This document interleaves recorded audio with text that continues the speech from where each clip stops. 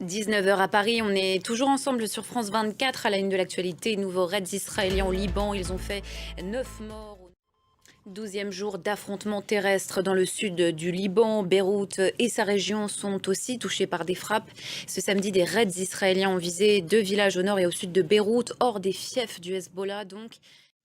Et selon l'armée israélienne, le Hezbollah a lui tiré 320 projectiles sur Israël pendant Kippour.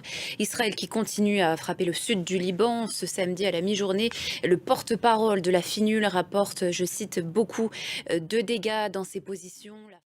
Cette prise de parole alors que jeudi et vendredi, 5 de ses membres ont donc été blessés, dont 2 au moins du fait d'une attaque des troupes israéliennes. Le point avec nos confrères de France 2. Israël à l'offensive dans le sud du Liban, mais aussi dans sa capitale, Beyrouth. Ce jeudi, une frappe israélienne avait visé le centre de la ville. Israël qui combat désormais sur 7 fronts, dont Gaza, toujours sous feu israélien. Au moins 19 personnes ont été tuées la nuit dernière.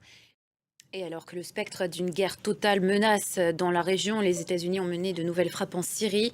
Elles ont visé plusieurs sites du groupe djihadiste État islamique dans le pays. L'évaluation des dégâts est toujours en cours.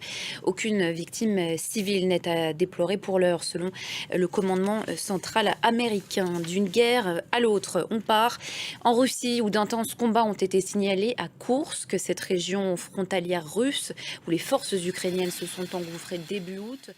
Oui, absolument. En fait, cette contre-offensive russe a commencé au milieu du mois de septembre. Et la guerre en Ukraine qui ne connaît donc aucun répit. Merci beaucoup à vous, Gulliver Krag, en direct de Kiev. Et c'est la fin de ce journal. Voilà l'essentiel de l'info internationale. Restez avec nous sur France 24.